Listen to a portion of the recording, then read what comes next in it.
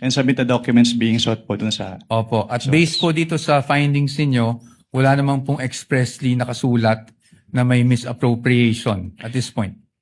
Actually, yung presumption of misuse kasi nasa item 8.3 na kapag hindi nag-liquidate or failure of liquidation of the accountable officers upon due demand shall be a prima facie evidence that such fund has been put to personal benefit or misuse. Yes. But I am just asking for the response na meron po bang expressly nakasulat sa mga findings niyo? Ask and answer, Your Honor. It is in That is a 8.3. presumption po. So hindi kailangan isabihin. May expressly po ba na nakasulat na may ni isang kusing na napunta sa bulsa ng Vice Presidente? Ask and answer, Your Honor. Wait, don't answer. Uy. That question, Your Honor, has been asked and answered. We ask your Sustain- ruling, Your Honor. Sustained counsel, I think where you're getting at, modify your question.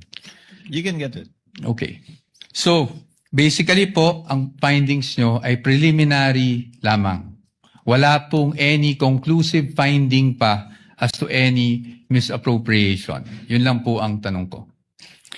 Ang sabi kasi sa circular, upon failure to liquidate, No, meron I ng am presumption. Your Honor, Ask the and witness answer, is not Your Honor. responding. No, He the already witness- said, Asking if it's... The witness is not responsive. Kindly respond. I think the question is quite simple, Yun lang naman Mr. po. Wamil. Preliminary pa lang. So wala pang any conclusive finding as to any misappropriation. Yun na lang po. Para lang po masagot nyo na ng diretso. Hindi naman po kasi kailangang i-state dun sa findings. Again, Your Honor, non-responsive. Let the presiding officer be the one to do it, or try to do it. Kapag ka nag-issue po kayo ng AOM, Audit Observation Memorandum, failure to liquidate na po ba yun? O may mga observation pa lang kayo? Kailan masasabing may failure to liquidate na? No? Pag may notice of disallowance na, notice of suspension, o AOM pa lang?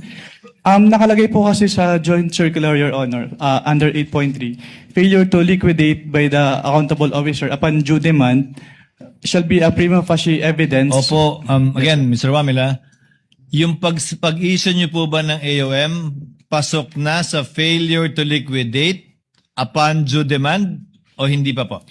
Hindi pa po sa AOM, Your Honor. Kasi wala pong due demand sa AOM. Yes po. At masasabi mo rin bang wala pang failure to liquidate? O meron na?